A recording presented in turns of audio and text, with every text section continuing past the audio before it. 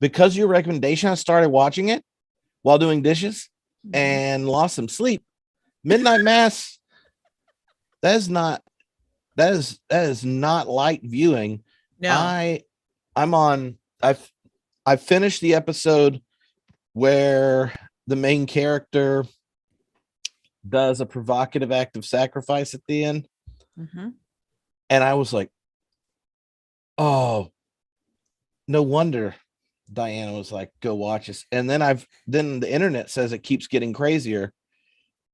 And so, well, wait till you get to literally the last 2 episodes are the guy. I'm sure the guy has no idea, but he has scripted process theology. Ooh, well, I mean, that's my take on it anyway. I mean, I'm happy to support takes like that. Gives me opportunities to talk about things I like. So I'm just going to, everyone that's on in Zoom, because I tried to get more people to join in Zoom. You can interact and things in here. I'm just pulling up I'm going to pull up the stream on my phone as well. So I can check things if people are joining in there. But if you are in Facebook, you can go check your email or the link and join in the Zoom thing. And then if you're on YouTube, I can see all your comments there too. So you don't have to move. But if you're wondering on one of those why more people are in Zoom, you can come over here. Anyway. All righty. So and I was a little worried about Facebook being up tonight, but looks like we're okay. Yeah. Yeah. It's interesting. You wonder what TV channels got the most uptick in viewers when they couldn't get on Facebook.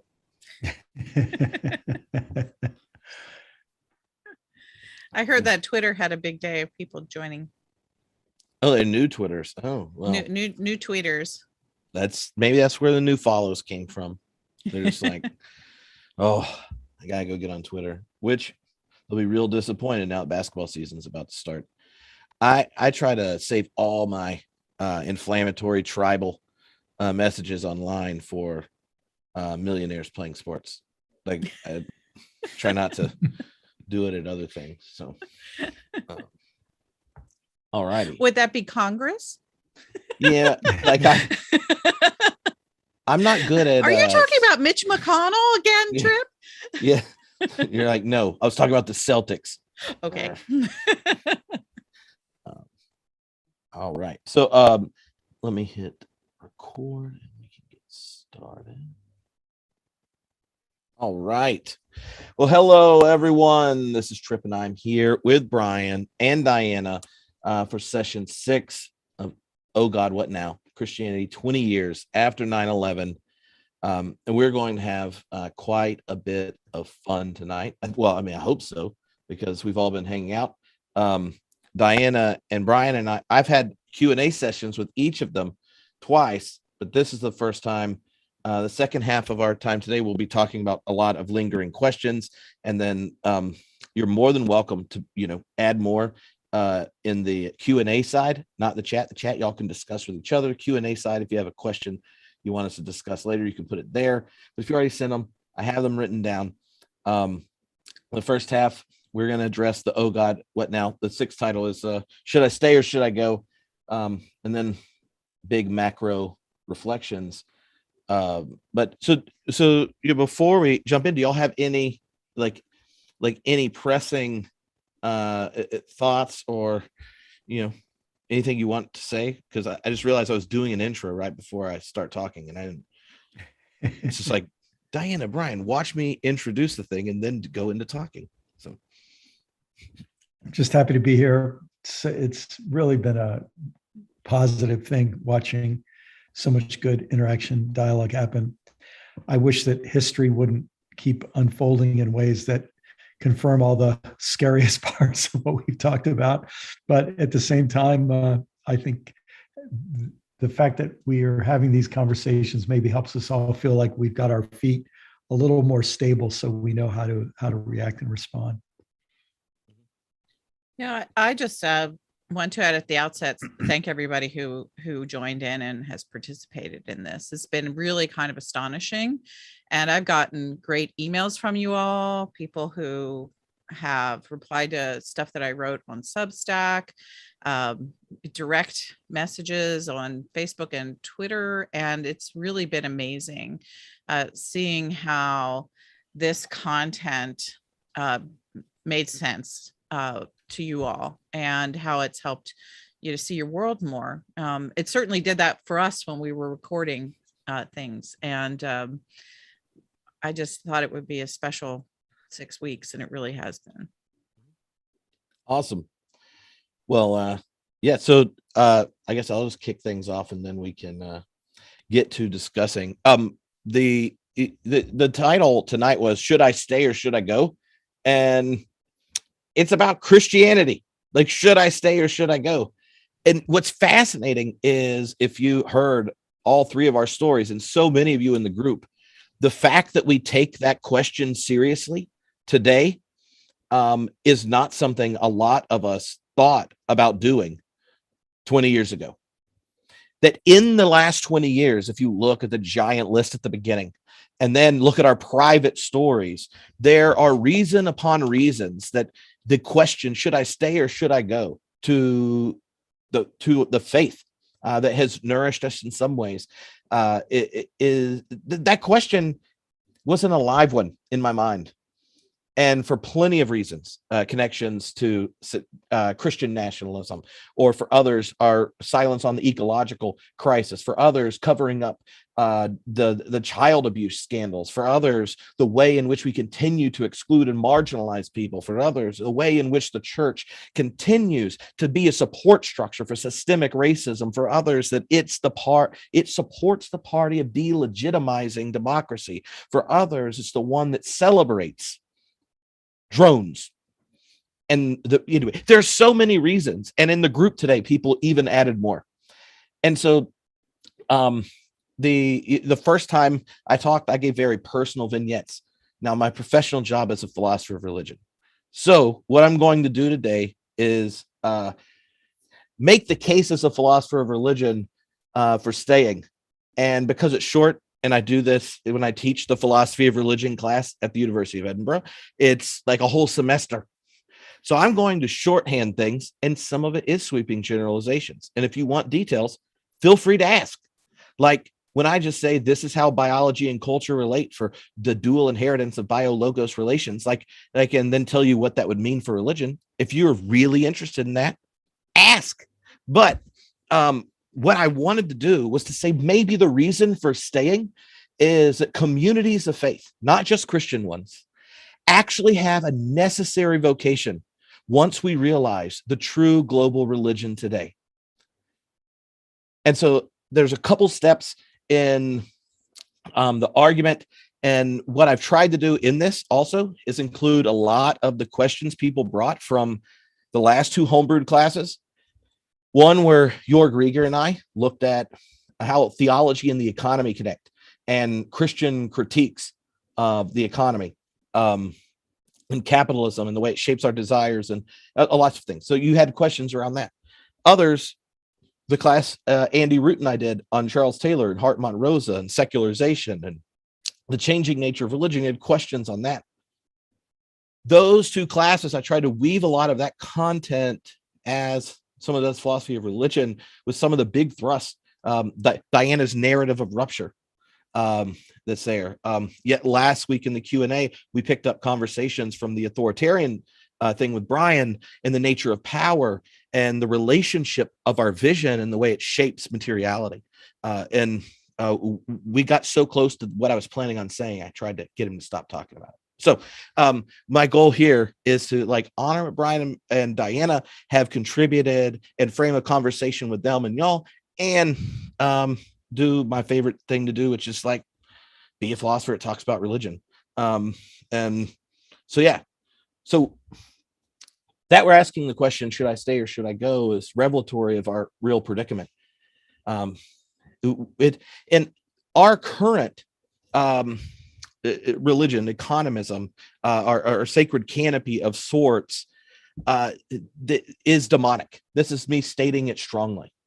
And one of the religious tasks throughout history has been to decide, are you a servant to the symbolic structure that mediates meaning, purpose, and value in the world?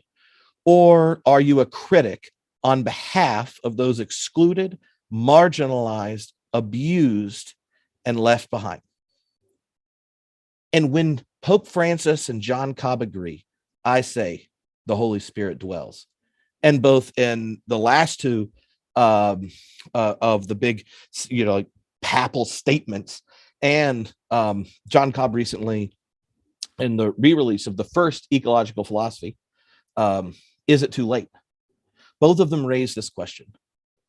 What if the gift Christianity gives in a world where it no longer seeks to dominate are communities of resistance to the religion that perverts the gospel, the good news, that pillages the planet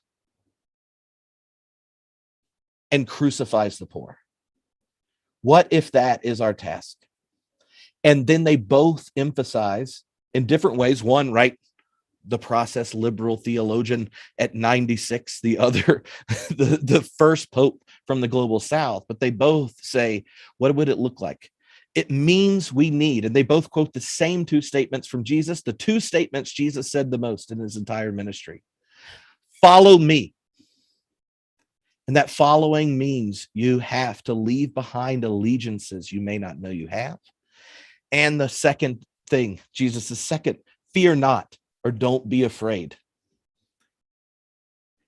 And so should I stay? We can only stay if we're going to follow, and we can only follow if we're going to address the fear. Now, philosopher of religion moment. Kierkegaard, who is the topic for the next homebrew class, he had one of my favorite quotes is he said that life can only be understood backwards, but must be lived forwards. And so one of the tasks of the philosopher, and the philosopher really is someone that loves wisdom and seeks to live a good life. Like, so you can be one, right? Like, so anyway, the task of the philosopher is to look backwards and to see the threads of connections that seemed accidental in the movement of living, and let them inspire you for deliberate and intentional living in the present. But to go forward, to live forward, to look forward involves trust. Our moment historically, we're in a predicament of trust. For example, since the election of Reagan, when 71% of the America trusted government, we're now only 18% trust the government.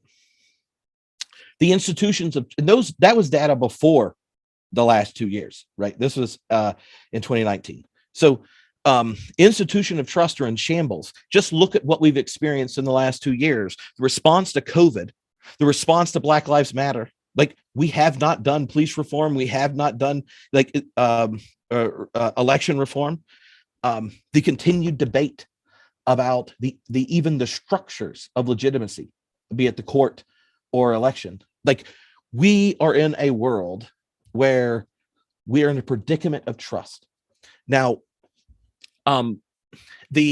what's fascinating to me when you look at the big story of human evolution is that trust is what is required for us to live in groups larger than those you know by name. And trust is mediated through two major factors, social learning and social capital. Now, the social learning is that you don't just inherit as a human anymore genes. You inherit culture, what we do with our language. And then that language actually, if you want the long excursus we won't go into, culture then actually means what we select for genetically changes. And you can look at how shared cultural learning, right, means we figure out how to harness fire, right? We start to harness fire, more energy moves away from processing of energy to our brain. Our brains grow, our bodies then start to shrink, our bones get thinner. Why? Because we learn to what? Make clothing. We make protection. We learn to communicate in groups. We have less threats to us. All of that means that there is this collection of wisdom that's communicated in stories, in narratives that you're born into. And you don't just, the story of evolution doesn't end with the sperm and the egg. It continues with the world as interpreted from the culture you find yourself in. And so that social learning part on it, and also social capital. When you look at how humans are selected within group, the in-group selection are those that actually cooperate the best. The secret of human being success, why we beat out the Neanderthals, is because we're better teammates. They would have whooped us physically. We're better teammates. We actually select for people that cooperate with your in-group the best. Now, if you think of those two features, and over time, you then get to situations where you are no longer nomadic, but you're settling, and the social knowledge is the cultivation of land and things. All of a sudden, like, you can see this growth of the number of people you're passing on knowledge from and collecting it from, and what is being selected for around both of those things change. Now, religion, as we understand it, emerges as a way of communicating the inherited wisdom of your community. And it's really important. Religion, when you bring up the divine, and this isn't just the West, this is like every culture that we know of. You're born into the world, right? And the world doesn't come like a blank canvas. It comes interpreted. Like, you only know what things are because you picked up the language. How you relate to the language, how the language frames your own life and self-understanding is kind of like putting a layer of interpretation on material existence. Now, that observation that a religion emerges there as the way in which we bind ourselves to another for cooperation, for thriving, for success, for navigating nature and neighbor and enemy. All of those things are beautiful gifts. And we don't know how to be human without those binding narratives or a sacred canopy, right, that filters reality through these stories and structures. We don't know how to do that. There is no culture without one that humans know of once you basically know more than 120 people. So if we have a ton of reasons to go, the question is, what religion are you walking into? And this is something both Brian and Diana have brought up, is that in different ways, what we call religion today is downstream from a lot of other pressures, be it political or economic and all these other ways they show up. But the predicament of trust in a world where we are more and more connected, but the narrative and values that shape our connections are more and more determined by a religion, economism, that is vacuous of values in deep ways. There's a long excursus on the emergence of economy from philosophy as its own thing. The observations, even of the early, since I'm here, Scottish economists that recognize this problem. If you read Adam Smith's other books than the one you just know, he points it out dramatically. If you look at the religious community in Scotland, when the logic of capitalism is first emerging, they recognize that all of a sudden, money isn't just used for big purchases, it's used for all exchanges. And you have one of my students is doing research on this, sermons where they observe all of a sudden, you're like using money when you go to the pub. That's just where you gather after work and you barter and take care of the, like there was this, all of a sudden money is mediating these relationships. And there's a long story of how the generation of money and how it functions using credit and debit. But at this point, 80% of the money that's generated, or the value that's generated, isn't even generated from like work. It's generated by speculation on the possibility of value. And I don't know if that makes sense until I was a minister to people that did investments, and there are people who are billionaires and they never worked and they just play with money, and the money they're playing with are speculations, and the speculations are the obligations connected to people's debt. and the thing in the world runs on it, and we export that religion. One example is, for example, we go to develop as the West, and what do? We're inviting other countries to join the network of trust, the economy, and so, well, we're going to help you modernize. We're going to help you develop. Now, if you go look in the global South at how this worked, even with some of our neighbors, for example, take rice. We subsidize our rice farms in the States. So if all of a sudden you have a competitor in Guatemala and they're producing rice and they're competing on a global market in one place, but we're welcoming them into the global system, and all of a sudden we subsidize rice here, and they are now not able to sell their rice. And these family farms, they have a much more sustainable relationship to nature and a much more thriving community, higher life expectancies, all sorts of things. All of a sudden, they're going in debt. And what happens? They go to the local banking system. Eventually, enough of them go in debt because we're subsidizing farmers in America. And the World Bank comes in, buys their banks. Then what does it do? Purchases the fields. Then what does it do? Modernize the equipment. And all of a sudden, the fields are there. Half the labor's gotten rid of. It's now owned by multinational companies. And then we pay farmers here to start growing something different. And when you look at how it affects that world, you have tons. I mean, there's whole organizations of the global South trying to opt out of this relationship. Now, if you think of how it spreads, Brian's talked about the doctrine of discovery, right? Perverted religion had this doctrine of discovery, and with it became a logic of domination. And why? Because it presumed that the story it tells about the way we mediate value in relations is one that only thrives by including everyone within it. That's Christian supremacy, right? The visions of the telos of history, the visions of the parousia at that point were when the whole world was finally included in this logic of the one, this sacred canopy, this regime of truth. The doctrine of discovery justifies the expansion of a domination system on for the well-being of those that are being dominated. And so that logic of perverse religion, the very one the prophetic side of faith pushed back again, is, I think, one of the reasons to stay is we get to do that again. The task, like, you get to ask, is religion, as faith lived deeply, is it really allegiance to, forming people for the domination system that we're thrown in, or is it the cultivation of communities for social bonding, thriving, and cooperation? And what does binding, thriving, and cooperation look like? Faith, hope, and love. So, and you can see how even American religions accommodated.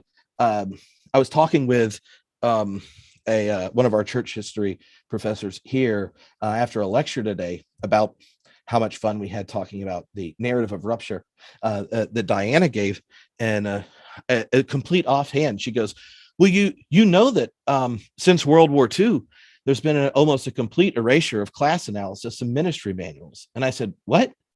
She's like, yeah, they don't talk hardly anything about it. If you just go and track, because she uses the whole digital anthropology studying of religion, that if you were a Methodist prior to World War I, or a Baptist, then you're doing intense class analysis. She's like, that's where the social gospel came from. They recognized that the communities they served, the way the market was affecting their communities, is ones that were problematic, and they organized a threat to the domination system of the economic order. And you have the social gospel movement and all this kind of stuff. And then you have to rally around the state after World War II. And the brilliance of capitalism was it tried to export as much of the violence of domination, the sacrifices the religion of economism demanded, were exported to other places. So you never have to see how it mediates violence to your neighbors.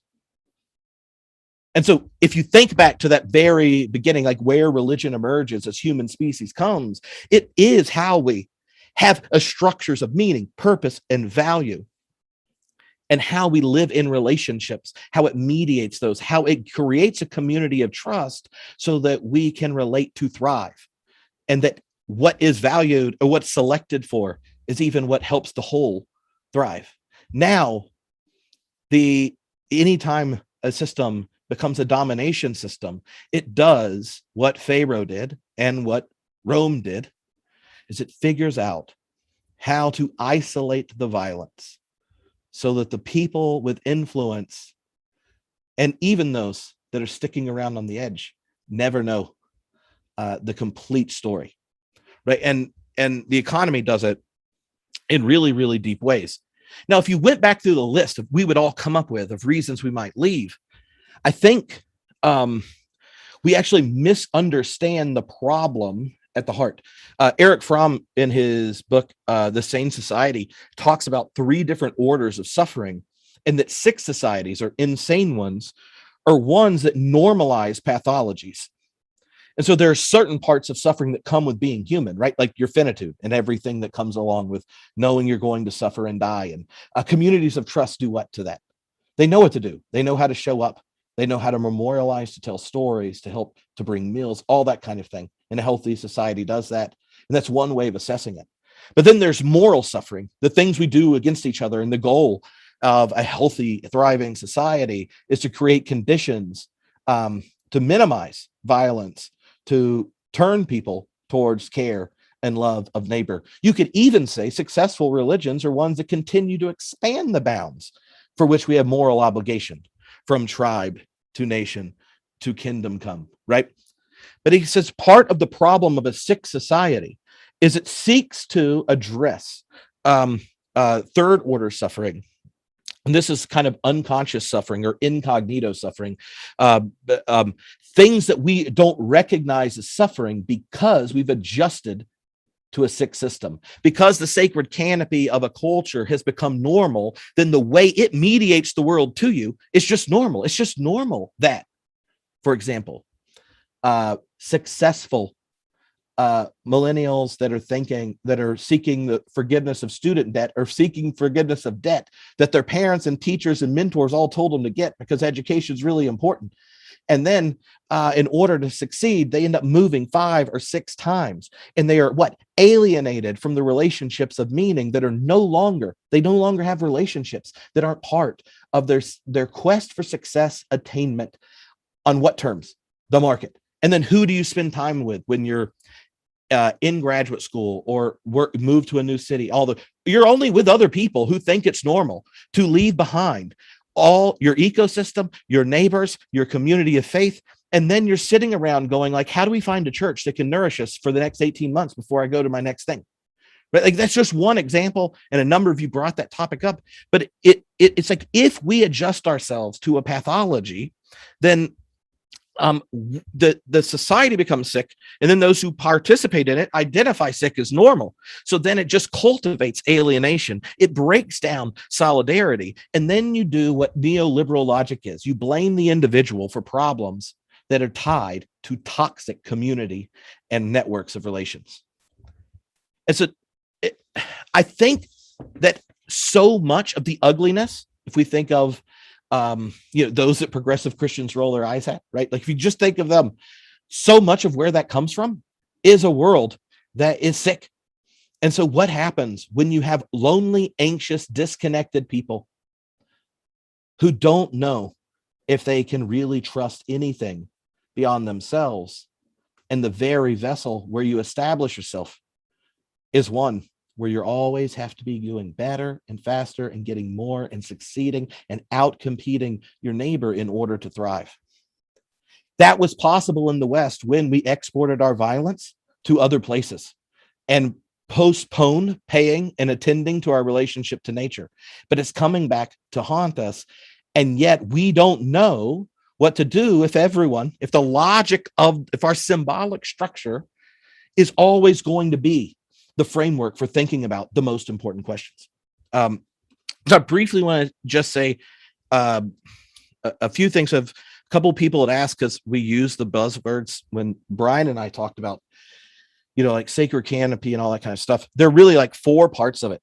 And if you laid them all out, they're individual. You could do long lectures on each, but a sacred canopy, or the kind of the mythopoetic structure of values that you find yourself in when you're born. So you've already internalized it once you learn to speak and exist in the world. It answers, it involves morality. So it answers the question of the good. A lot of the most, I think, insightful commentators about our current predicament is that we have an eclipse of ends, like meaning. And so how do you think about the good or morality under our current structure? Well, you use the logic of a system that erases the quantitative and becomes efficient for the qualitative. What can be numbered, what can be counted, what can be owned. So you got morality. Then you have rationality, which is how a culture discusses what's true. And the thing about rationality, it's not so much what it actually does, it's what it excludes. Because a rationality has its own logic, but it acts as one. So if you were to take like a bracket, like in a math equation, and put a stack of variables in it, and then put a bracket on it, if you're doing symbolic logic, you can then make one variable for all of these particulars, and it functions as one digit, right? So it acts as one. A regime of truth takes a bunch of particulars that it has selected for its own well-being, puts a bracket around it, and goes, act as one. And it's the logic of the one. It's a domination logic. And so even if you have doubts or questions to individual parts of it, you can never really question the whole, because it all comes bound together. And if you ask questions about any part of it, then they'll tolerate you as long as you don't suggest it not act as one. Revelation, in a sense, or the task, I think, of people of faith is actually fidelity to what has been excluded. Because it's in fidelity to what's been excluded, the recognition of what's outside the logic, that it reveals itself as a socially constructed, historically finite, and contingent reality that might just be dealing death to all. And sometimes it takes 10 plagues in order for them to be revealed. The third part is identity. So you got morality, rationality, identity. That answers the question of belonging. Belonging is the community of thriving. Now, in our current context, the question of identity is deeply problematic because there is no shared framework for the affirmation of the self. If we can come back to it if people are interested, but the ethics of authenticity create a predicament for identity, because it's now the job of you, the individual, to state who you are.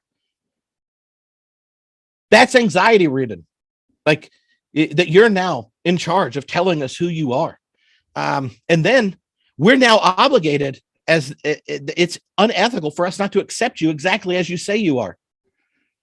Now, I don't know if you've ever read like Paul, that's like not very compatible with a deep affirmation of our God belovedness apart from our particularities. It doesn't work very well. Anyway, there's so many problems with it. But underneath it, it's the question, our question of identity is connected to a community of belonging. And when you walk out of a narrative that, if we're Christian, says, you're still crapping in the minister's hands when he holds you and he baptizes you, kind of thing. What does she say? Here's Cynthia. She's made and known and loved by God, right? And you proclaim it over the child. And what's the community say? Our job, our vows are to treat this child as God has stated this value. Our job is to communicate to them. They come to trust this truth, right? And then you can just think, and what happens at the end of life?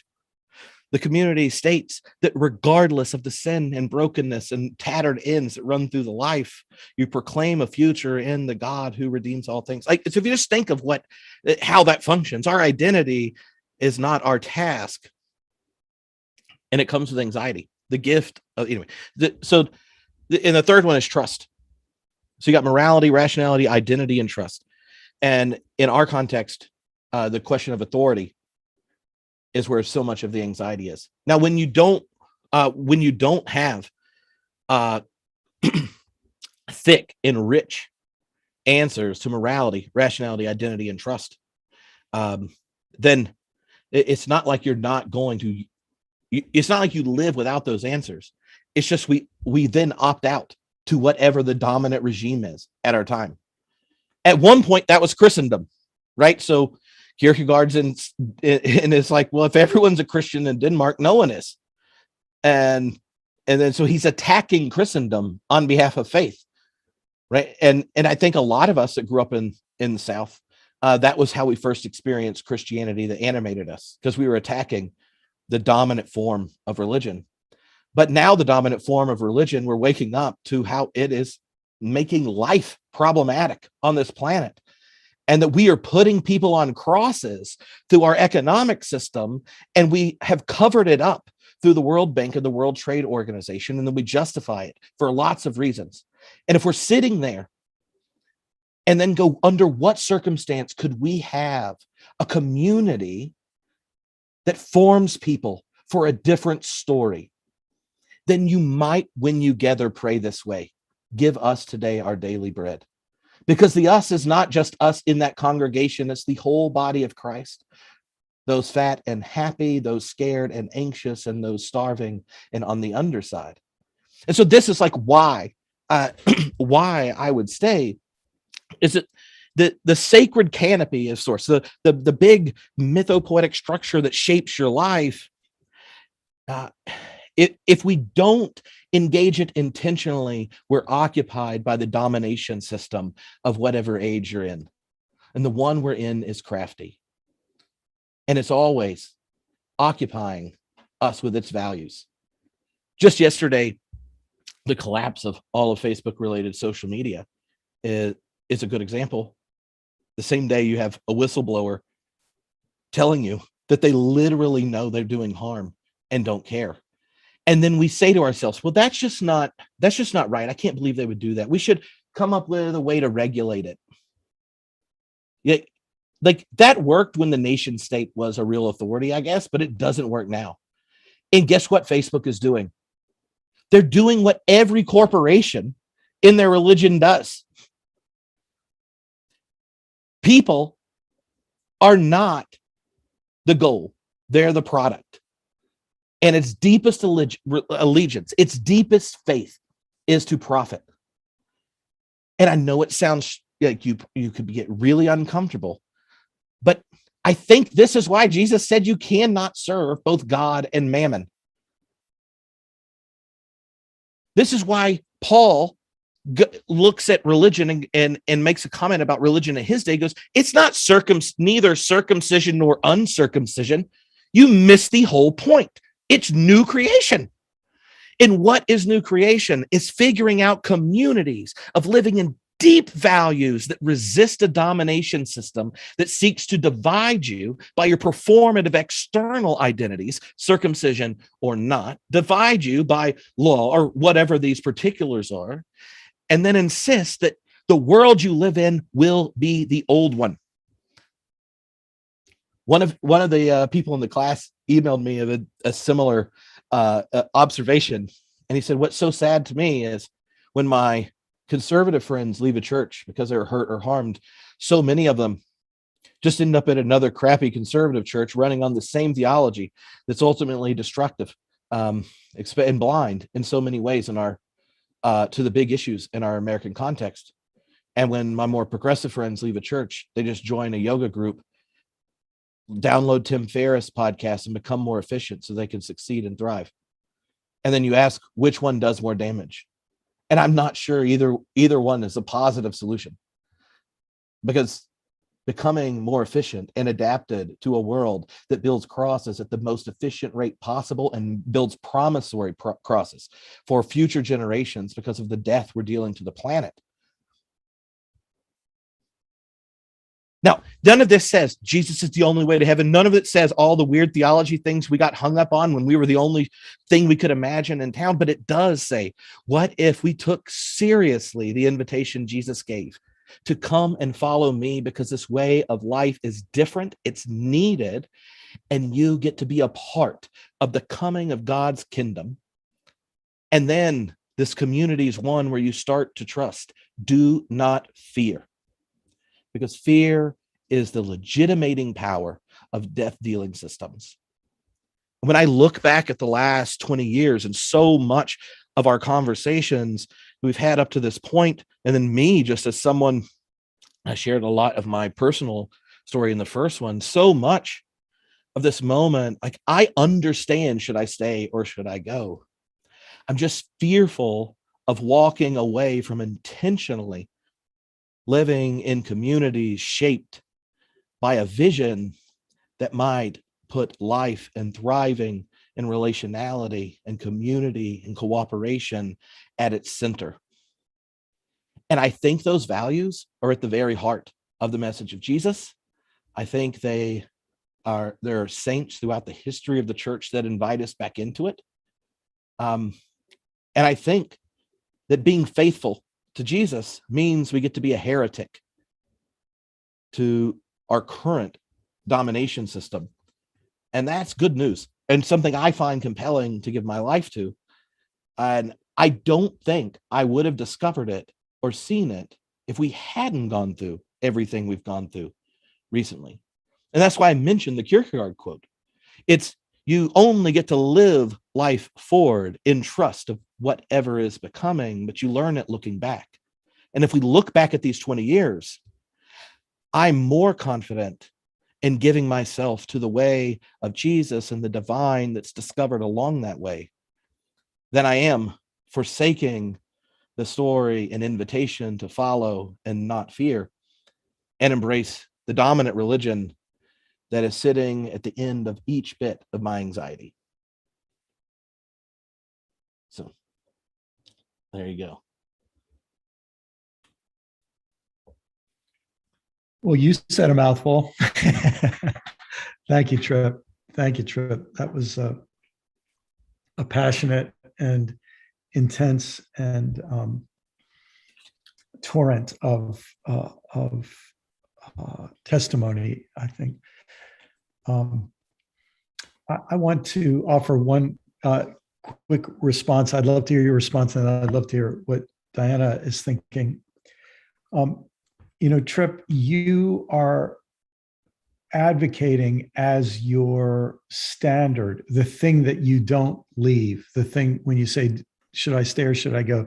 The thing you're staying with is an understanding of what it means to be Christian, what it means to be connected to Jesus, what it means to live in the gospel, that I think is unrecognizable to a super high percentage of the people who identify as Christians, whose behavior, in a sense, has been inflamed since September 11th, 2001, because the assault on the Pentagon and the assault on the World Trade Center were the assaults on the true holy sites of their faith, even though it was called Christianity, right? Because the economy and the military, in service of the economy, and both of those, in a sense, wrapped up with the idolized nation state, their religion had been so thoroughly wrapped around that axle that what you've described as Christianity, they wouldn't recognize as Christianity. And what you're what they describe, you wouldn't recognize.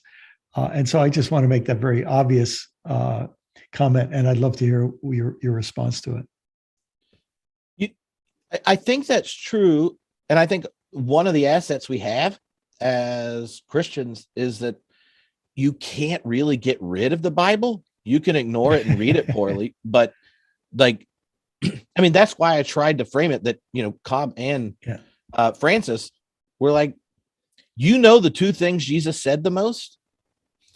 Yeah. And one of the things that strikes me is I think it's Kristeva, or no, it's Spavak, the post-colonial theorist, tells this story about how hegemonic systems occupy other narratives and regimes, and she calls it worlding.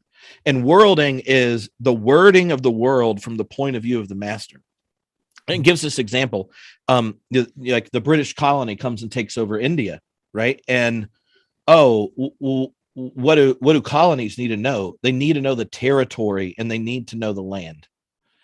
And so what happens is the colonialist gets a local guide who knows their own home and takes it around. And by the time they're done giving all their wisdom of their land to the colonialists, they make a map, and then they give it new names, emphasize certain points, draw it for their own deepest desires, right? The needs of basically pulling the wealth out of India to bring to the UK. And that's how you move from a domination system that is made by pure force of a regime to one that establishes consent through an ideological power. It takes the terrain, reinscribes the map, and then tells them, if you want to live, like, you can't opt out anymore. If you want to live, you're going to live by this map. And I think that something similar has happened with Christianity.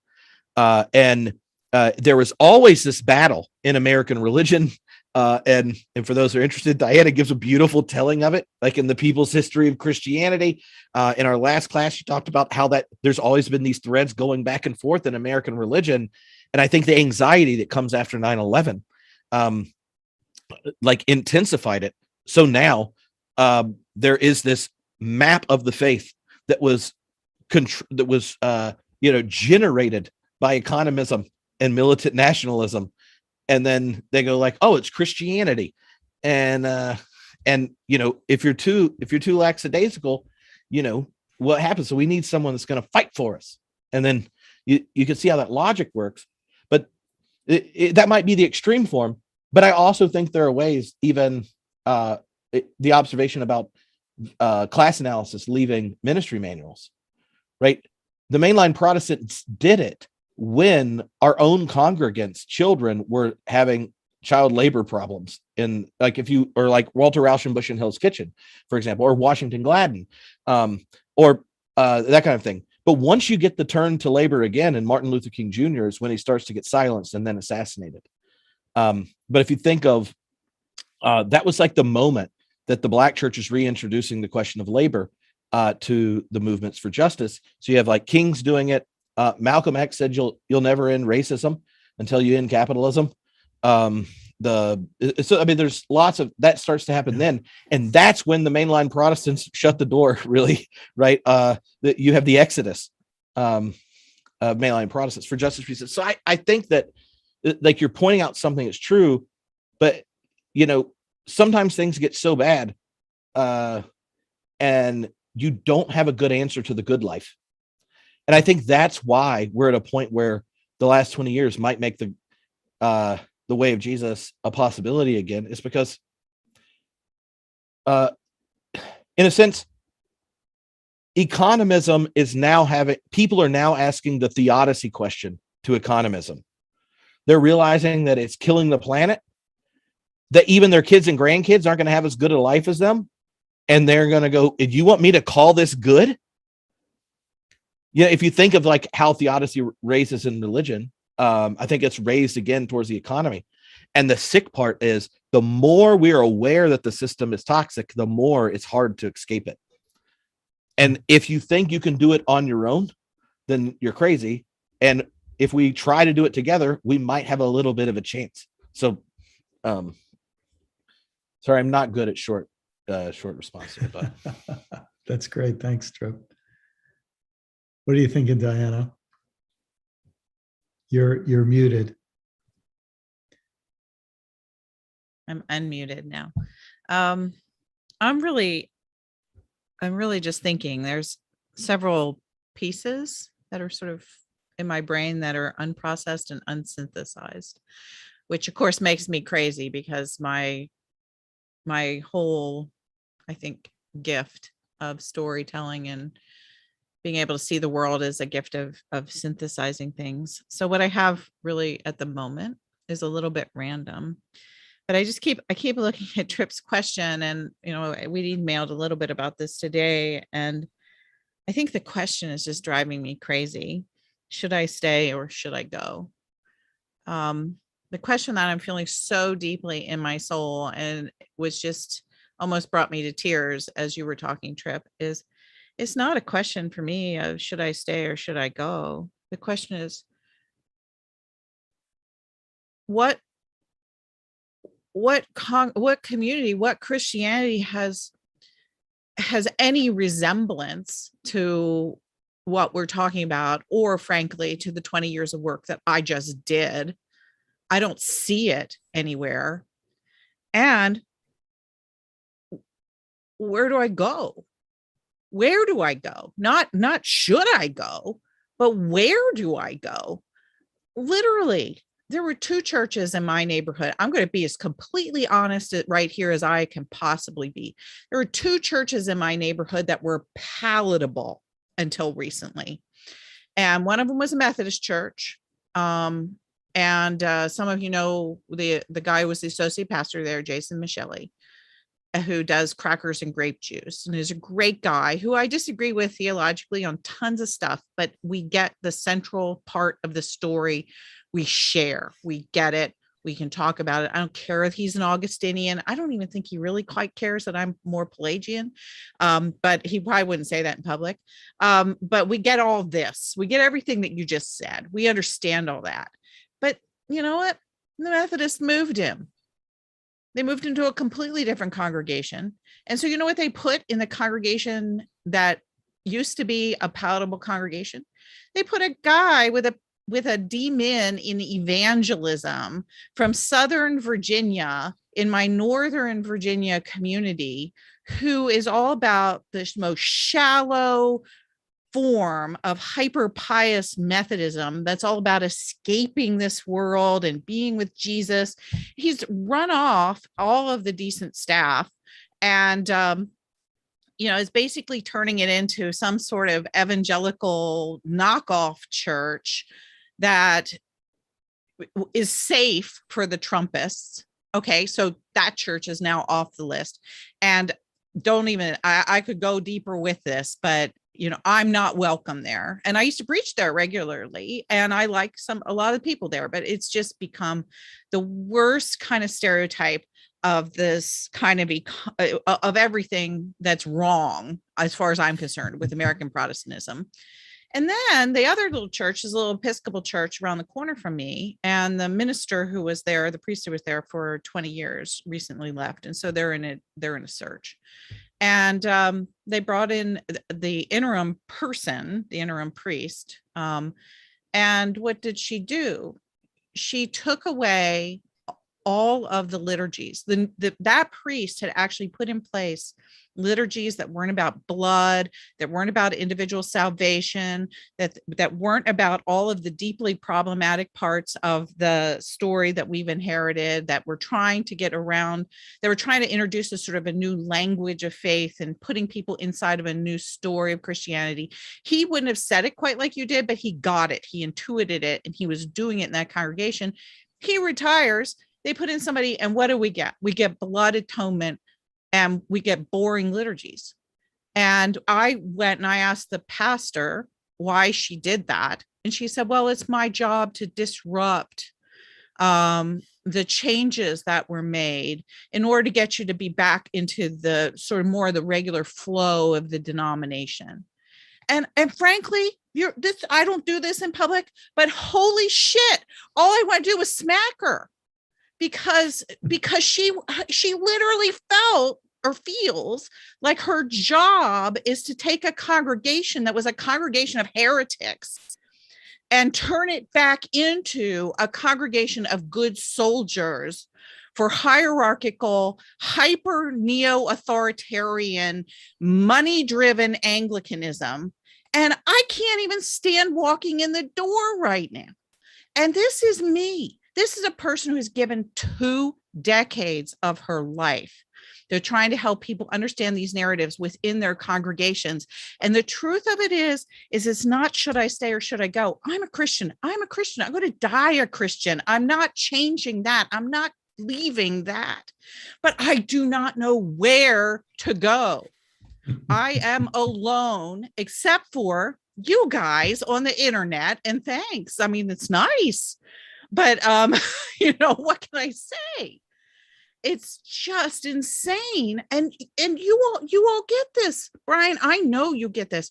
The most common email I get sent to me is somebody send me an email saying, I read your books. I understand what you're trying to say. I heard you and Tripp and Brian on the internet, blah, blah, blah, whatever. I heard this podcast. And do you know a church, any church within, I've literally had people say within 5 hours driving distance of where I live. And I will look at that email and I will just sob because I don't know. There is nowhere to send people. And I don't mean that as an insult to the great clergy who are here. I know you're trying. But the truth of the matter is that if I don't know where to go to church, if I don't know where to find these communities, I don't know where they are. And I think that there needs to be some level of honesty about this, is that we can theorize them, we can write them, we experience them here and there. There are these people we know who are living this way and who are working on these different concerns in their own spiritual lives, in their communities, in their justice work, in their theologies. But in terms of any kind of regular heartbeat of local community of this experience, it's few and far between. And I feel really hopeless right now. I'm sorry, I don't mean to be a downer, because I'm usually not. Diana's the hope lady. And maybe it's necessary. Sometimes you get to the point, and after these 2 decades of all of this, I get it. I see it. I can do the Kierkegaardian look backwards just perfectly, but I can't find the community that exists now to empower me to be able to move forward and live the life that I want to live in the next, what will be the last 2 or 2.5 decades of my life. That community doesn't seem to exist except in scattered friendships across a globe. And I'm really sad about that. It is sad. I really appreciate you sharing. I think Brian has to answer this question because I just might level up the intensity.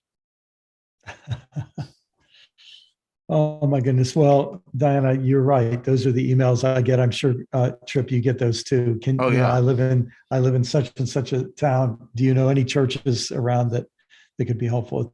It's a huge question. And part of your story too, Diana, is that you can have churches that are moving really strongly in a positive direction, and then bang, and there's a regression. Right. Thank God, there really are people doing creative and good and beautiful things, but they're, widely dispersed, and many of those good works are super fragile too. So I wonder if we step back in a longer view and say, this disruption of the last 20 years is revelatory, and in some ways is maybe, the clearing of the table, the flipping of the tables of a whole system that was established under the sacred canopy, this unsacred canopy of economism, that was driven by profit in such a way that Black lives didn't matter, that women's lives didn't matter, gay lives didn't matter, a whole lot of things. The earth itself didn't really matter except as a source for raw materials to turn into wealth. And if we were to say, okay, this was the bigger sacred canopy, and all those little sacred canopies that were called Methodism and Episcopalianism and Southern Baptistism and all these different little canopies, they didn't realize it, but they had all been overtaken by this larger canopy. And here's a line of thinking that's both deeply disturbing to me, but also deeply hopeful. I mean, not in a way that negates the disturbing. But what if what's part of what's going on in the world is that bigger economic canopy that we know is unsustainable is in its death throes and it's collapsing.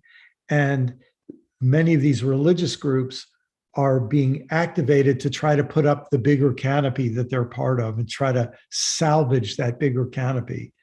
But if we knew that that canopy is unsalvageable and is going to come down, that if it doesn't come down, it's going to kill us in one way. So somehow the way forward is to imagine a way of living where living through the collapse of the unsacred canopy and forming communities of resistance and communities of resilience that have a way of surviving through that. Maybe these first 20 years, these first 20 years of this new century have brought us to the place where we realize that's the best option that we have. And if we say it that way, it's actually a really good option, since we knew that that whole canopy was unsustainable, unsupportable anyway. But in that sense, it might be that it's taken 20 years for people like us to get to the clarity that that's the bigger picture that's going on. And that whatever remain, I'm thinking of that passage of scripture in Hebrews, whatever is shakable will be shaken, so that what is unshakable will remain. And we're finding out that a whole lot more is going to be shaken. It is shakable and will be shaken to its foundations, to ruins. And now our job is to either just say, oh, well, it's all over, or to say what's going to remain, and how, knowing what we know now as witnesses of this process, what's the sacred canopy the tent that we would begin to pitch, and how do we begin to describe it? And Tripp, your talk in many ways was a sermon about needing to create communities that pitch that kind of a tent in this time. There are a couple little things that I do want to throw in there a little bit more hopeful, because my frustration obviously is intense. Part of, I think, my frustration is a little fueled. I'm not going to give too much away, but on the web page or in the Facebook page, I recommended people watch the new Netflix series, Midnight Mass. And basically, Brian, you just described the last episode theologically without knowing what happens. And so, I mean, I really think I would love to talk with this community about that series after people get a chance to watch it, because I'm so shook by the fact that that series gets to all of these questions, and where it ends up, I think, is really significant. So I wanted to say that was part of my shookness tonight, as I'm still thinking about that, and how visually I've just been impacted by our theology being translated into a film by a guy who is an atheist and who has left church. Second, don't watch it before bed. I took Diana's recommendation. Don't watch it. I was like, watch oh, it this in is daytime. good. And you feel like it starts slow. It gets, every episode ends with one of those like, oh, well, that's kind of interesting. And then eventually you're like, and yeah. And you don't want to look out your windows. No, do not look out the window. So anyway, there was also a little comment that somebody made in the chat about if Phyllis Tickle could see us now. I think about her every day. And I kind of think, what would she say? And I think mostly she'd be saying, well, This is what I was telling you could expect, Diana. So that's interesting. But the really hopeful thing is this week I actually spent some time with it was just kind of a weird coincidence of stuff. Some time talking to a friend of mine, an old friend of mine, Patrick Henry, who used to be a professor at Swarthmore, and then for years was the director of the Institute for Ecumenical and Cultural whatever in Collegeville, Minnesota. And he's 82, and he's just written a little book that's called Benedictine Options. And it's a rejoinder really to Rod Dreier's Benedictine option. And so while Tripp, while you were talking, I was thinking about the Benedict option of Dreyer, because his thing, should I stay or should I go? I mean, he actually answers that question in the Benedict option. And the answer is no, do not stay, go and form communities. But his communities are communities of complete separation and rejection of the world. And they are, disconnected. They see the world as the stage of nothing but despair, loss, and immorality. And he locates morality actually rather differently than what you just did. He locates it in personal morality, sexual morality, the overthrowing of God-given authorities, all that kind of stuff. But the impulse, I mean, Rod would answer this question, I shouldn't stay, and I should go, and I should form community. And so then, well, what about us here talking about community? How is that different than what Rod says? And right now, of course, Rod is flirting with Orban in Hungary and developing a Christian vision of neo-Christendom that is basically soft fascism. And he's doing that with Tucker Carlson and a bunch of other American religious conservatives. And for those of you who did not see this, CPAC, the Conservative Political Action Committee, which is both a political action committee and a sort of a political gathering place of the religious right over the course of the last 20 years.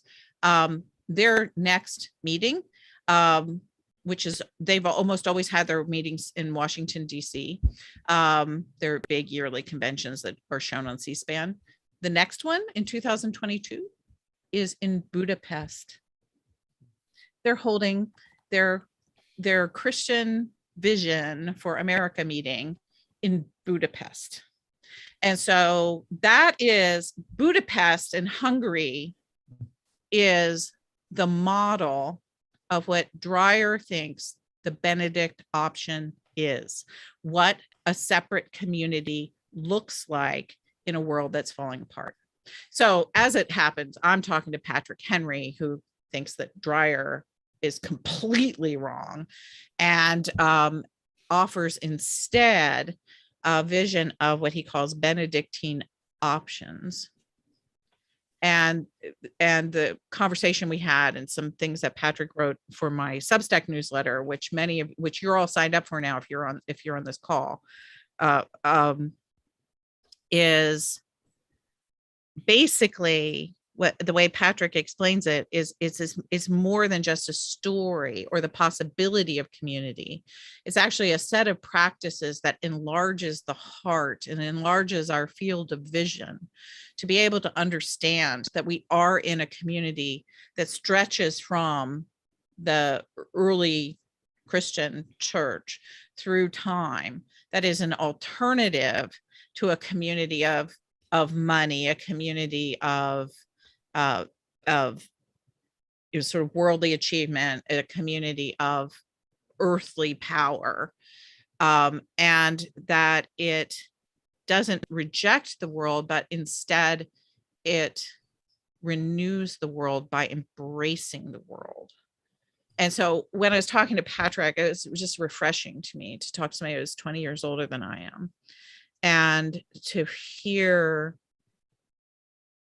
how deeply formed he, as a layperson, he's not Catholic, he's a Protestant, has been in this way of being in the universe, and how much it means to him, and how much stability it has given him, not security, but stability. Mhm. And there was something that was beautiful and hopeful in that. And it's like, we don't really have to reinvent this. Maybe there are really truly things that we can enter into that connect us with that longer community over time, and can be what Brian was just suggesting, sort of we're not going to reinvent it all right now. We're not going to fix it all right now, but to come up with some way of navigating through this moment of looking, and maybe it's not a sacred canopy. Maybe we're looking for the ground under our feet. The way, I think the way the same fear that you described, like where's my community going to be in the next 30 years kind of thing, it rings different for those who whose whole coming of age and a sense of faith was so shaped by the last 20 years.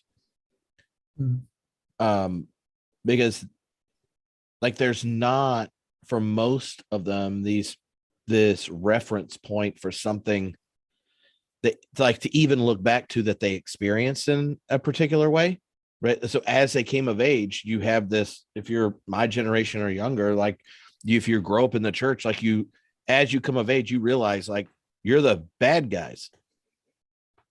And I mean, when in the third week, I kind of shared how, like, because of being a pastor's kid, you always went to churches your parents worked at. So I kind of sidestepped certain parts of the ugliness, and then went to college and found out, like, I remember calling my dad going, did you know there are Baptist churches, they don't let women preach? And he's like, yeah, and it's I had a different experience, and I think that's why the question is important. Like, should I stay or should I go? And then why your question is so important. Like, where do I go? Because where do I go if I stay?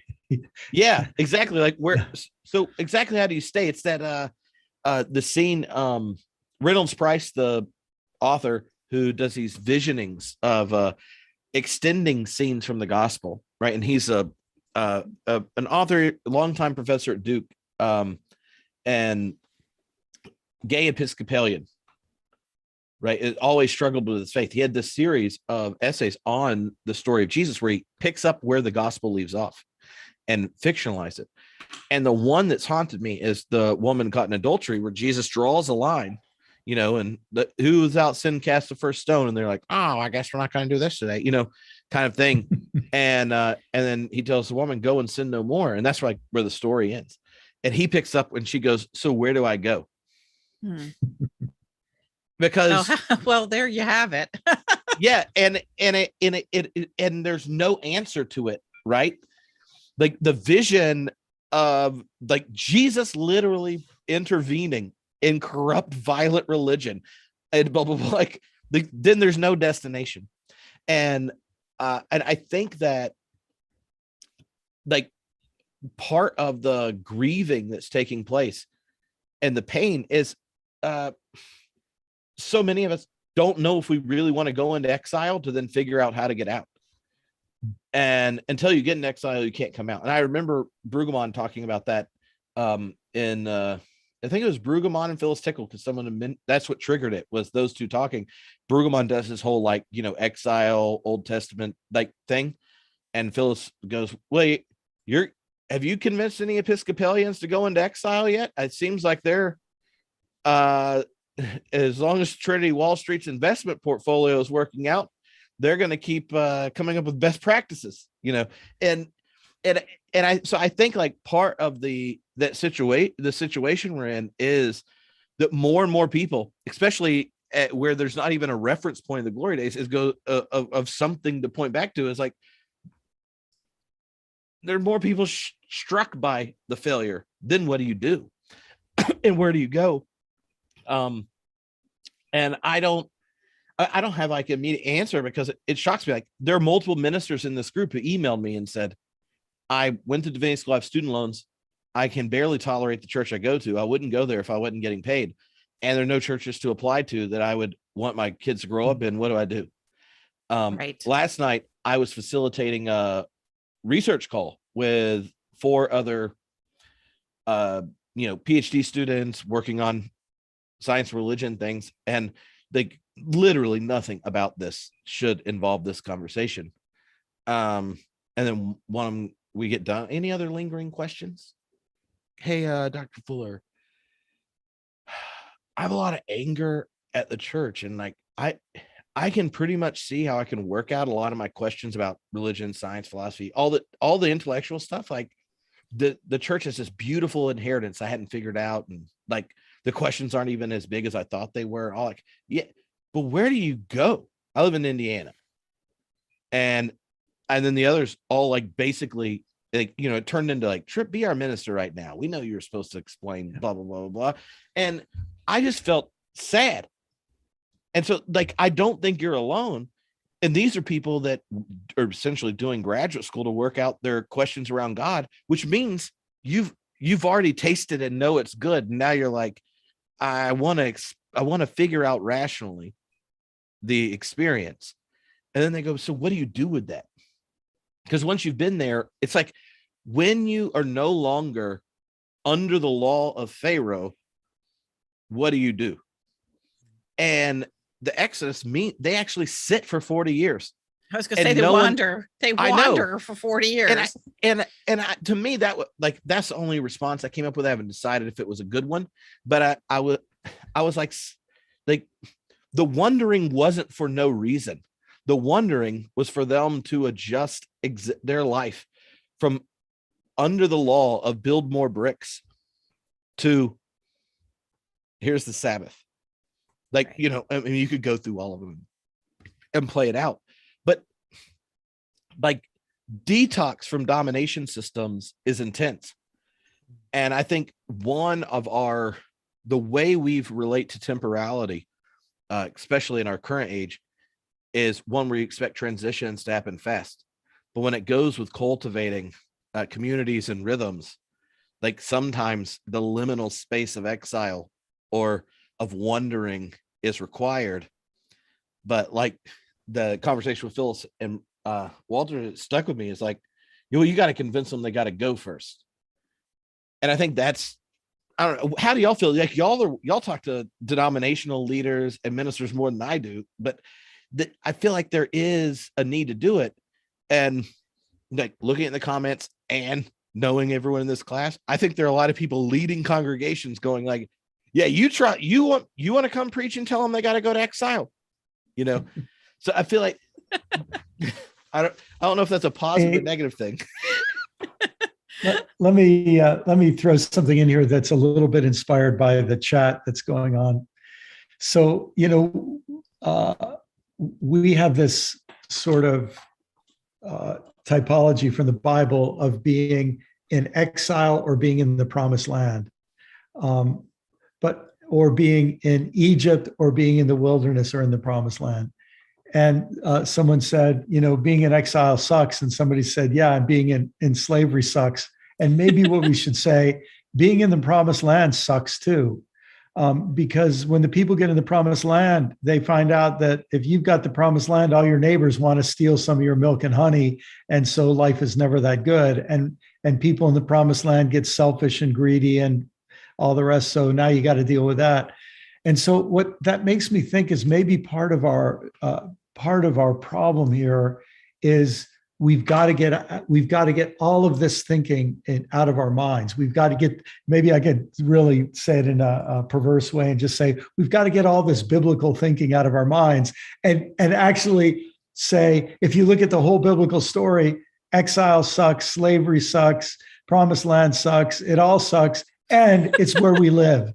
And you make a life in the middle of that. And I was going to ask you, Diana, because to me, if we think about this from a historian's perspective, like I imagine what would, if we could go back in time and let's say we're Christians in AD 308, and we have no idea that in 313 was going to happen with Constantine, and we have no idea what's going to happen a few decades after that with the bishops sucking up to Constantine.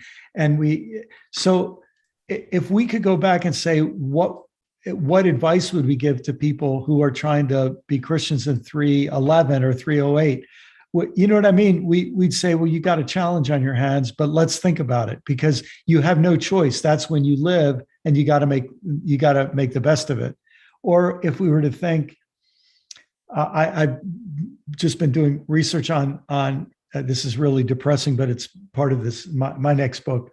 But I've been doing research on the witch trials and the Inquisitions and all the Christian on Christian violence of the Middle Ages. And so you think if it was the early 12th century and the ill-named Pope Innocent is about to say, okay, now we're allowed to kill people, torture and kill people who disagree doctrinally, and this is going to unleash hundreds of years of horrible things. And we're to say, what advice would you give to people? They have no choice. This is what they've got to live with. People outside their pay grade are going to take Christianity in this direction. I just love us to talk about that a little bit, because we ought to take that seriously as a possible future for us. Yeah. Well, I've thought actually a lot about that Constantinian moment when I taught church history for the years long ago when I was a church history prof. I would always, in my basic church history class, have as either the midterm or the final, the students had to imagine themselves as a Christian in the year 312. And yeah. and so, Constantine comes in, and I said, from that perspective, is Constantine a good or bad thing? And it was really interesting because I got every kind of answer you could possibly imagine in the 10 years that I had that question assigned. But, I have to think to myself that if I was sitting there, the honest to God's truth, I mean, I'm sitting here and I think Constantine is really terrible and I wish it wouldn't have happened that way. But if I was sitting there and Constantine came to the throne, he's a Christian, all I'm thinking is, I'm not going to get my butt thrown into the arena and die by getting eaten by lions. And that seems like a good thing. And so, these things are hard when they're unfolding, in other words. Yeah. And so while we're living in the moment, just saving our own tails is sometimes the most important thing. And we make all kinds of weird decisions that we might not otherwise make if we weren't interested in just staying alive. And so so as a historian, I have kind of a painful sympathy for bad choices. So that's a very tweetable quote, by the way. Well, that's kind of where I land with the Constantine thing. But the interesting thing, Brian, is that I don't know that we've ever really sat and talked about this. I have an ancestor who was burned at stake as a witch, and I did not know that until fairly recently. I think I found it out about 5 years ago. And the person was hanged in the witch craze in 1644 and 1645 in Bury St. Edmunds in England, which is right outside of Cambridge. And was one of the first women to be hanged in that whole event, which was the largest of all of the witch things in England, was a woman by the name of Rebecca Morris. And so I knew this bit of history. I've read that somewhere before. Well, then I find out in my own family tree when I was doing research that one of my first ancestors who came to Maryland before 1658 was a man by the name of John Morris, and he was from Bury St. Edmunds in England. And I looked at that and I went, oh no, because genetically it's impossible that a person in that same time frame with that same last name was not related to Rebecca Morris. Just impossible. And so that's the same, he's the same family. And looking at that, I figured out that he's either the son or the grandson of this woman. And that means, and I think probably the grandson, but when he was about 10 years old, apparently, he watched the church and the state together combined hang probably his grandmother in public square. And the question is then, what happens to him? About 10 years later, he leaves. He left England and he went to Maryland. And he wound up getting in quite a bit of trouble originally in Maryland, but then he winds up getting married to a very nice Quaker woman in an early form, early Quaker movement. And he has a conversion experience, has a family, and his life sort of changes. And so, I think about that issue about religion and violence now. I can't get away from it. I wonder how my own family story was completely shaped by that. And, I have to confess that it actually now makes me very mad as the Church of England. I mean, here I am, an Episcopalian, happily so for all of these years, proud of my church. And then I find out that the church hanged an ancestor of mine to such a point where the son or grandson had to leave because that he was experiencing all kinds of ridicule. I mean, how could you live in a small town like Bury St. Edmunds and have a relative who was killed as a witch and then go to church on the next Sunday, which you had been expected to do? I mean, this is the kind of violence that was done to people and families, and it's more than sort of just a kind of a vague, witch craze, and that all this violence was done. The streets were running with blood, and it was patriarchy, and it was anti-women, and all this kind of stuff, misogyny gone crazy. But it was a kind of a personal brutality that moved into people's homes. And they had to live in the villages. They had to live with shame. They had to live with that violence until they died. And that's the kind of thing that the church has done in the past. And so, when I think now about the church, and how it commits acts of violence, this is really just a continuation of the evil that occurs, not just theoretical evil, not just a sort of massive evil, but the church has, in effect, when it embraces these systems of domination, when it takes on this kind of purifying violence, when it lives by the story of scapegoats and blood atonements, it has to keep reenacting all of this. And it's reenacted it so that it has destroyed the hopes and dreams of individuals through centuries, who then do not know what to do. And maybe the question, should I stay or should I go? And the question, well, where do I go? Maybe I was just inhabited by the ghost of John Morris, probably watching his ancestress die by having her neck broken by the freaking church in his own town. And then they said, come to Eucharist this next Sunday.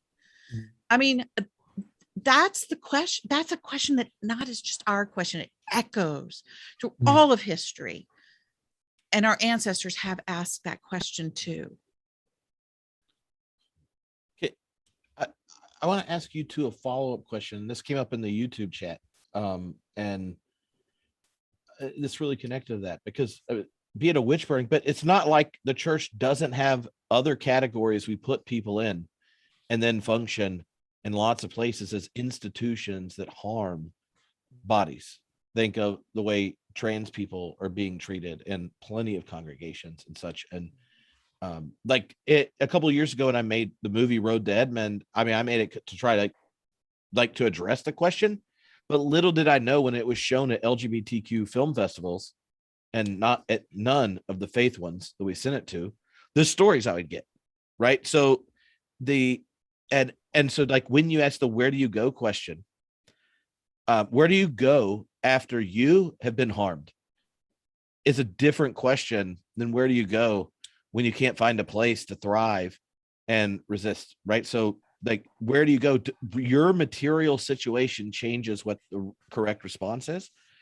And then thinking of seeing violence done to a family member or chosen family or deep friend, that changes it. That's why I was like at the beginning, I go like, there are plenty of reasons to leave and they're really important. And I think we need to emphasize it, but like, I don't know what there's not like, we're struggling as individuals who want to preserve or recapitulate the faith in a different way. Yes. But that yes. like Brian said in one of the Q&As, like my desire to do this doesn't mean I think it's prescriptive for everyone that's, seen the waters of baptism or donned the front of a church. It's like, how do y'all negotiate that and think about it as those who in more ways than me have experienced stories where you couldn't imagine saying, well, I can tell you where you shouldn't go, Yeah. I can't wait to hear what Brian says. But, I mean, what the quick answer for my ancestor was, you got on a boat and you went across the biggest ocean you could possibly face. You summoned every bit of courage you had, and you got the heck out of there as far away as you could go. But, we don't have that same, we don't have quite that same capacity that the people who were making that choice 400 years ago did. And so anyway, I'm really interested in hearing Brian talk about this. Yeah, well, Tripp, I want to try to respond to your question, but I just have to say, just share with you guys a memory that is with me at this moment. I was, speaking out in Albuquerque with CAC a couple of weeks ago, and they've developed really, they've intentionally developed relationships with the indigenous communities there. And of course, New Mexico is such a rich and fascinating place in that regard. But they began the event with a woman named Pat McCabe, who is Dene ancestry, part of the Dene people. And of course, you all know about that discovery of hundreds of children's bodies in the Catholic Christian boarding school. I think that one was Catholic in Canada, but not long ago in Albuquerque, Presbyterian started boarding school. They found a bunch of bodies too. So, Protestants can't feel like they're on the upside of this. It's all across denominations.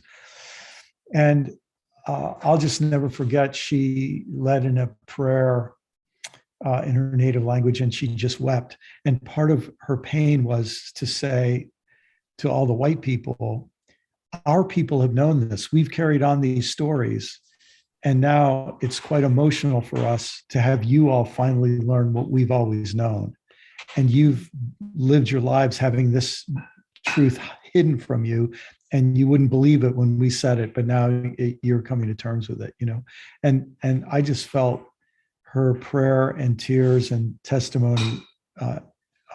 I thought was one of the most powerful things I've experienced in a long time. But this to me is this moment of reckoning, and it's deeply relevant. In fact, maybe if we were to have this conversation in 10 more years, we'd look back and say, yeah, those, or in 20 more years, I'll be lucky to still be around.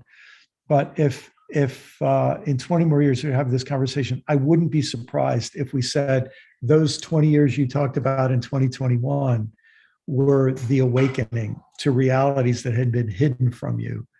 And they were your time where you were coming to terms with truths about the past that then put you in a position that started asking that question: how am I going to live going forward? And if I'm going to continue to identify with a Christian as a Christian, how will I do that knowing what I know about the past of our religion that has been so carefully hidden and that became more and more obvious over those 20 years?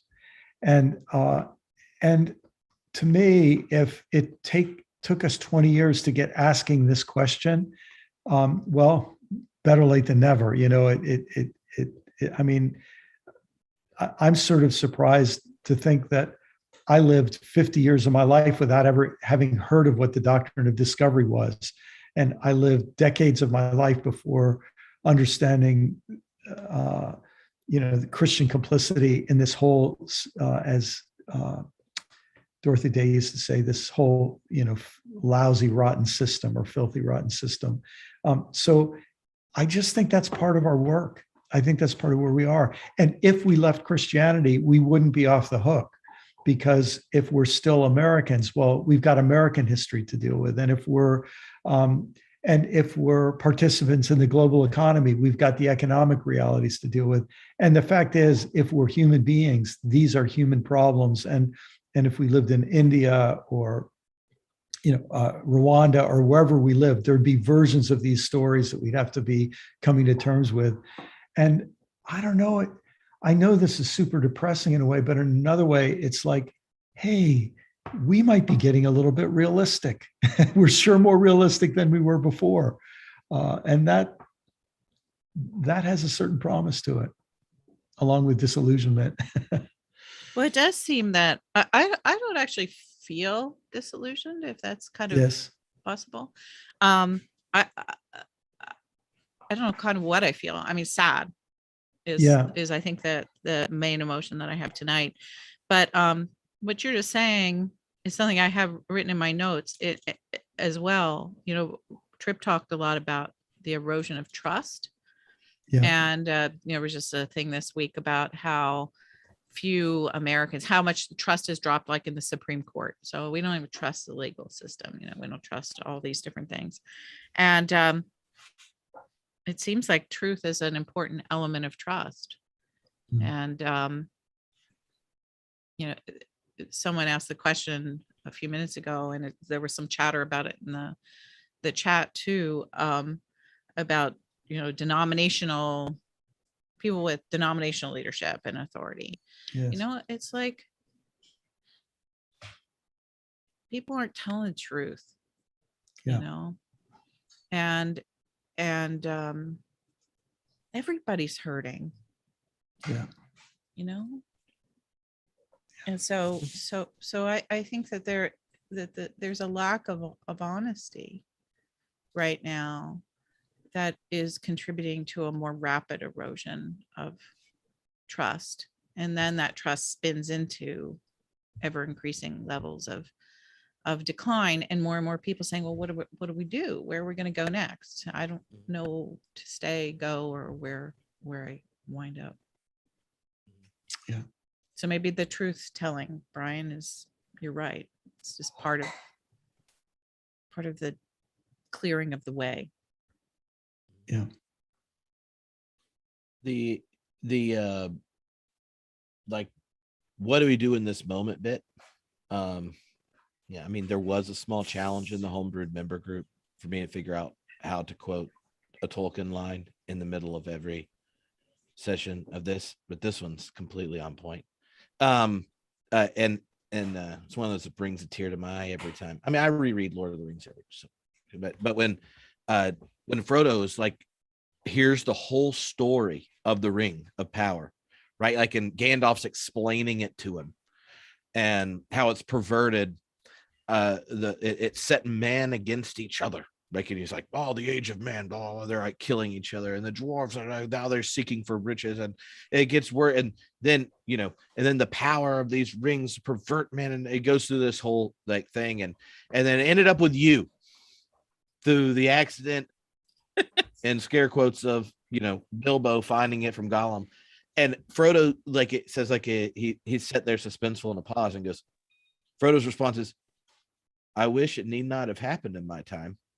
Right. And you go like, yeah, like who wants like to like the honest explanation of the moment is like, yeah, it sucks right now.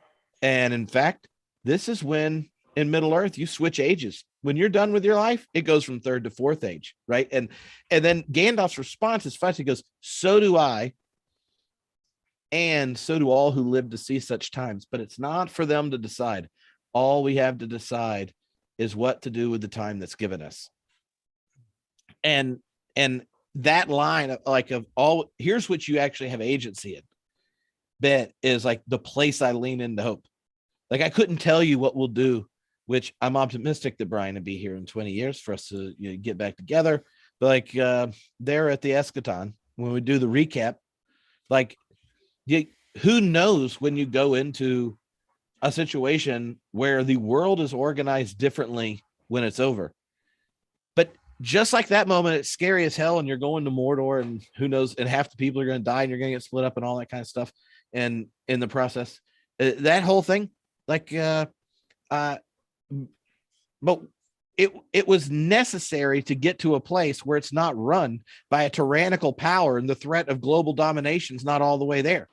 Right. And so like in one sense, like what I was hoping to communicate is like, yeah, like if we just bold, underline, italicize that this really does suck, and it's sucking the soul out of us and everyone around us bit enough that then you go like, then when they gather at the council and go, who's going to take the ring to Mordor? You're like, I guess I could do it. And then what happens is they don't send all the powerful people. And this is part in the movie, the much more powerful elves. It's built on the few people who had deep community and friendship and say like, I'm going to go with them. Right. And so I think like that desire for friendship, like you see there, you see it in the early church, you see it in Jesus's own ministry. He wasn't even the Christ without the disciples, right? Like he never dons the title right till after he calls the community. And so sometimes we want a solution that's as big as the problem we're dealing with, but the very seeds of it, or the very bits of yeast of it, are things that you can grab among friends. And I think like if you're sitting outside a cathedral and going, all we have are 6 people that get to be honest together, then, what do we do?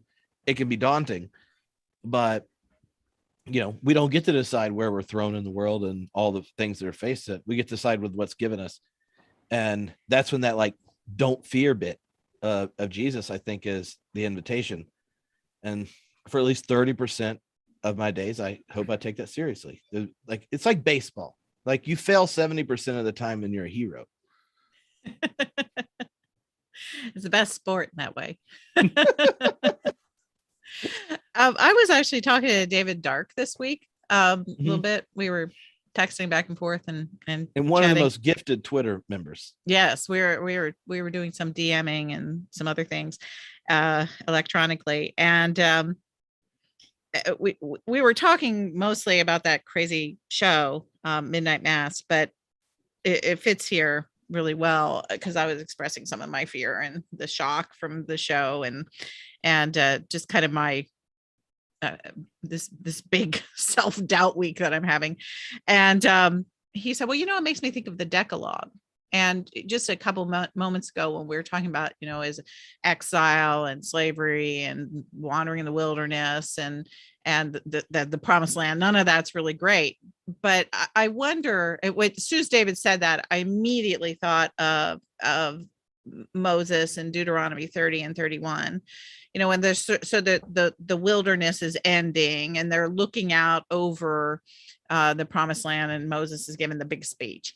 And the big takeaway from the big speech is, today I lay before you two ways: a way that leads to life and a way that leads to death. And it's what's really fascinating is that Moses doesn't say, today I lay before you this great land, go in and seize it, or look down there, it's all going to be perfect. As soon as you get down there, it's going to all be great. It's the same thing they've been learning all the whole time, is that the choice is not a choice of a geography in which to live in, or a sort of perfect political system to establish, or their sense of security and certainty that they're going to be taken care of. Instead, it's a life of stability in following in a way that leads towards life, or towards death. So, and it's all centered around the commandments. And we know what those commandments are. First table is love God, and the second table is love your neighbor. And so that's the way, and so there was something very comforting when David sort of pointed me in that direction. And also that's ties into all that Benedictine stuff I was talking about a moment ago, is that people get confused when they think that Benedict set up a building that separated him from Rome, where they could be safe with a bunch of walls. But instead, what happens is the Benedictine way of life isn't really about what happens behind the walls. It's what happens in a community that is shaped by a set of practices that are supposed to deepen your love of God and your love of neighbor. And in that deepening, you become different. Your whole soul becomes more expansive. And so, maybe that's just the best we got right now, is see before I lay before you two ways: way that leads to life and way that leads to death. Go ahead, pick. Yeah. Oof. So we don't have a lot of time left, so I want to give you both a chance to bring up any things that we didn't get to at all, or reflections that in thinking back that haven't come up, and I don't remember the name now, but one of the suggestions someone sent in was, could you please end the class by getting someone to give us a blessing? So whichever one of you feels most inspired of sending everyone the blessing when we're done, we'll do that. But we'll do that at very end. But now that was me throwing it out, so the Holy Ghost can inspire one of you to do it. But are there any kind of major final like thoughts or threads you want to make sure you raise before wrapping up, or a question you want someone want your friends here to respond to? Brian, you're muted.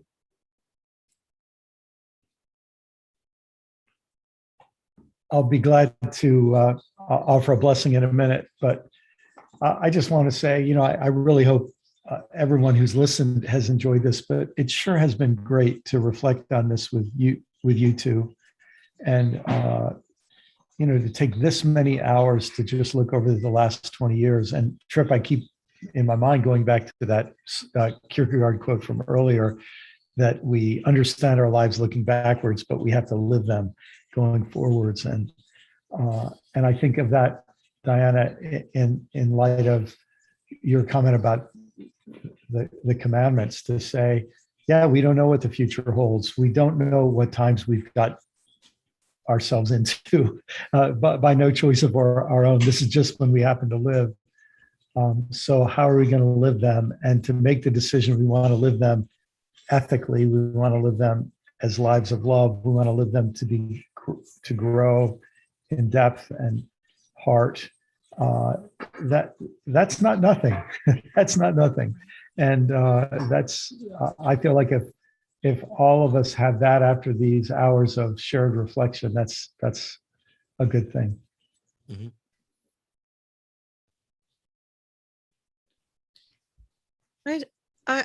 I've spent a lot of time in these weeks thinking about the work that we've all done, not in these 3 weeks, but in these 20 years, especially, Brian, we started out sort of uh, waxing warm about how we met right Yeah. after 9/11, and that in a very real way, the work that we both unfolded into the world has often been in conversation, with each other. And we've had so many wonderful friends and conversation partners and other writers and teachers and pastors and bishops. I mean, it's just extraordinary people along the way. And, I think about all of that work, and Tripp, I've loved following your growth and how you engage the world. I mean, I think it's honest and it's brilliant, and you're so smart. It just amazes me every time we talk. And for all of the loss and all of the what's been ripped away, and all of the ways we've seen things that are stark and frightening, and in effect I think that the indigenous children they're obviously themselves, but they also have become kind of a metaphor, is that in a very real way in the last 20 years all the graves have opened up. And we were walking over the bodies of the dead and didn't know it, and didn't even recognize our own culpability in what was under our feet. And so there is all that, but then there's this brilliant body of work, vocatio that we've all been doing, whether it's music or art or poetry or book writing or teaching or leading a congregation or whatever it is. And we have really, really, really, truly been seeking to follow the way of life.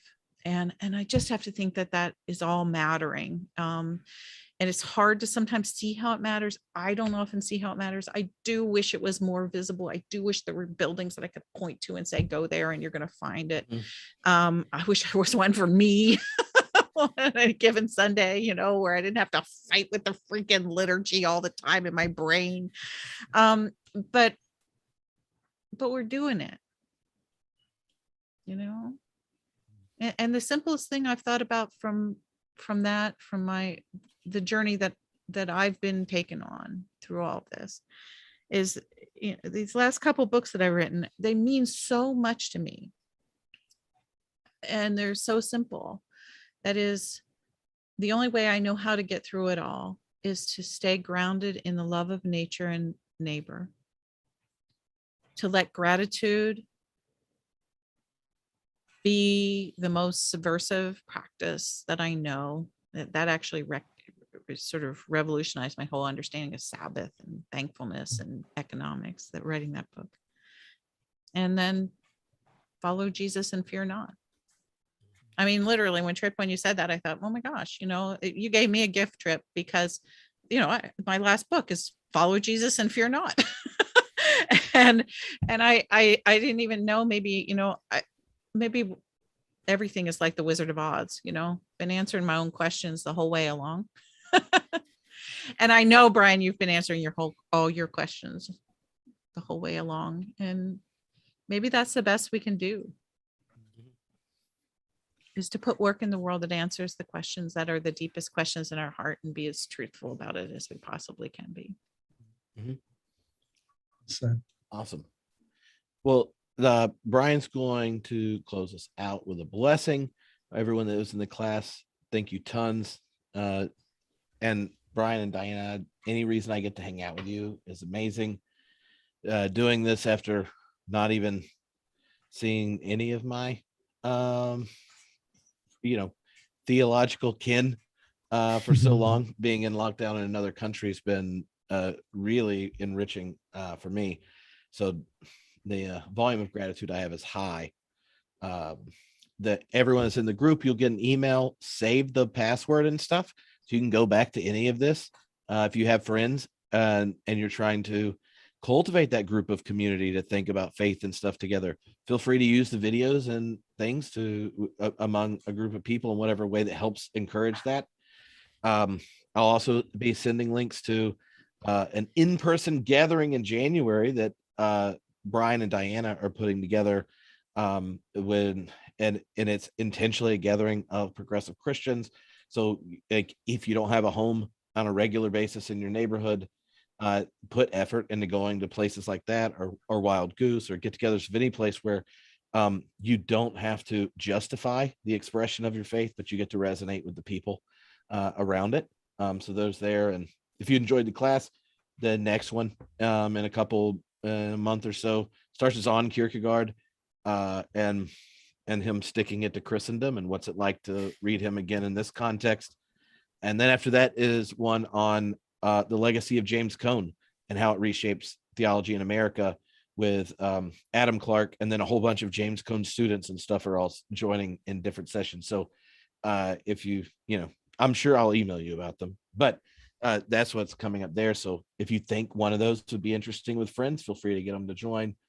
But I love doing these things because I enjoy it, but also it's fun to do it with friends, so that people that have met me through the podcast and then they occasionally hear me talk to one of you, then get 6 weeks, and then at the end they're always like, oh, now I know why you like them so much.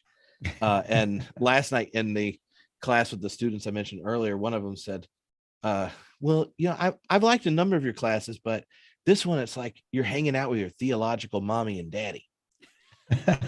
And I was like, I don't know. I mean, I think that's a compliment. I don't, but if I was going to have them, it would be great.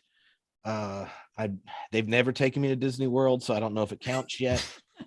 But the love and adoration I have for you, is accurate. So thank you both for being my theological mommy and daddy.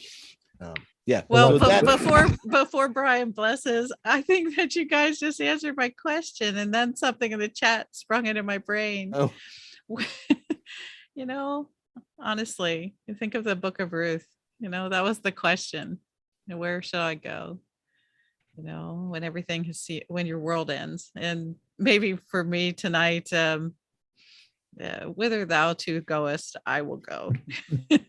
Thanks for being great friends. I'll go there. There you go. Thanks, Diana. Well, this is a little benediction I included at the end of Faith After Doubt, and it's a short poem. I'm sure many of you have heard it many times, but for me, this is one of those poems. Each time I hear it, it takes me on a beautiful short walk in the right direction. It's from Rainer Maria Rilke. Here it is. God speaks to each of us as God makes us, then walks with us silently out of the night. These are the words we dimly hear. You, sent out beyond your recall, go to the limits of your longing. Embody me. Flare up like flame and make big shadows I can move in. Let everything happen to you. Beauty and terror. Just keep going. No feeling is final. Don't let yourself lose me. Nearby is the country they call life. You will know it by its seriousness. Give me your hand. Amen. Amen. Thank you all for being here. Whew, that was a blast. I will look forward to seeing you all again soon. Bye. Love you guys.